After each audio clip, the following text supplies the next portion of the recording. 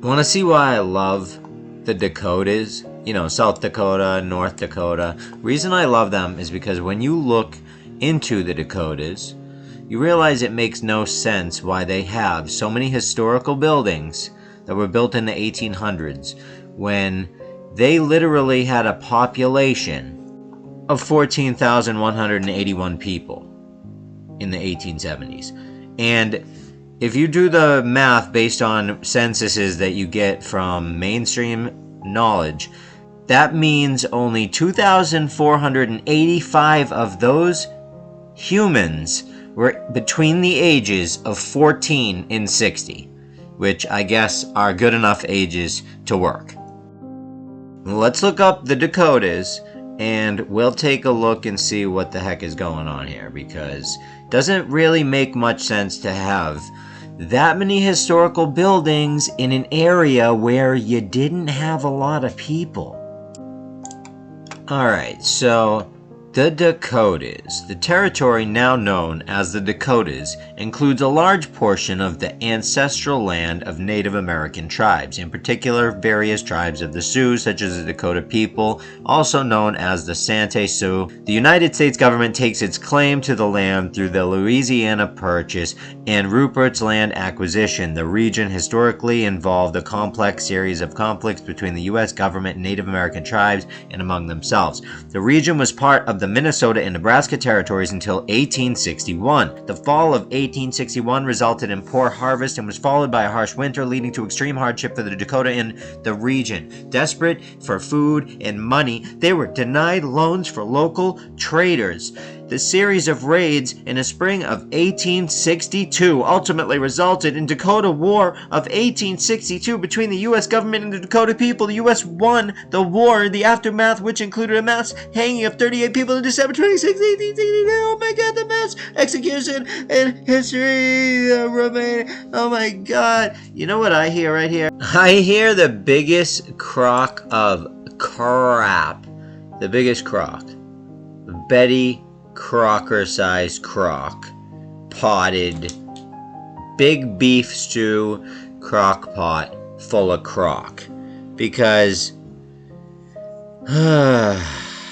these Indian wars, all of this nonsense history, these tiny little houses, then these huts, and then these cities made of wooden shitty structures, and then these buildings, these lovely beautiful buildings. So thanks to record keeping here in the good old America, we have, as far as what's still standing, I mean, they tore down tons of things, but fortunately we still have records. So we have North Dakota with 451 historical things still standing, and we have South Dakota with 1,352, a big whopping 1,352. So let's take a look at some of these places, see what they look like, because they were very busy fighting Indian wars and doing all sorts of stuff in the late 1800s. And you do got to remember, these are the buildings that they did not destroy by knocking them down and burning them in a fire. Look at the Adams County Courthouse. Look at this mud flood photo. How sweet is this? This is an awesome photo. Ah, goodness gracious. This is actually hilarious because it says the Adams County Courthouse is a 3-story brick courthouse building, North Dakota, built in 1928. Really? 1928? We built it into the dirt like that? Why is it being covered in who would build it like that? How? Come on now, man. We built it just like that with the windows being covered in mud. I don't think so. This is a picture of when they found the building, but not when they built it, or when they dedicated it, or when it burnt down, or any other stupid stories that we get. Alright, so now we have a United States Post Office. Let's see what this looks like.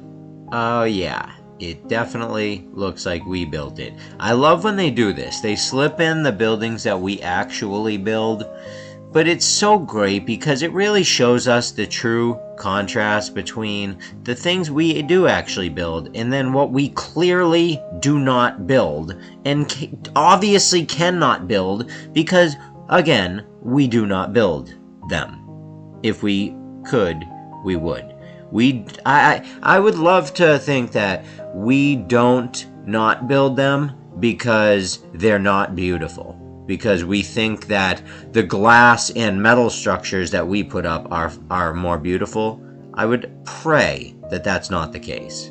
How about the big concrete places with big glass windows that sell plastic crap that nobody needs anymore? Because we're sick of plastic crap because we don't need it anymore. Don't you just want some good quality things? Not crap anymore? Why are there so many dollar stores? What is going on here? Anyway. Alright, so another perfect example. Look at this absolutely beautiful building. Always with the granite pillars. Always with the beautiful granite pillars. And then in the domes and all of it, man. It's beautiful. And then we have this. Built at the same time. Yep. Actually, it's because the first building was built by a really master mason, and the second building was built by his brother, who, God bless him, he's a hell of a guy, and I love him.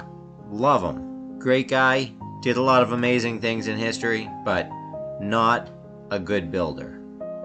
This is the next building that was supposedly built in 1906. But it annoys me because it says that this courthouse replaces a previous courthouse built in 1905. This has been explained because what they do here is they try and just erase buildings by saying that they got burned in fires, but it's just their way of explaining away why buildings don't exist anymore when there is photographic evidence of buildings that don't exist anymore. They need to have fire stories for everything that they ripped down. You cannot burn a granite building. You could pour gasoline all over a granite building. Granite and brick building, it's not going to burn. That's why you build fireplaces out of brick. If you've enjoyed this episode, hit follow, because I'm going to be bringing you more episodes just like this. I got to get going tonight, but I wanted to do one quick episode.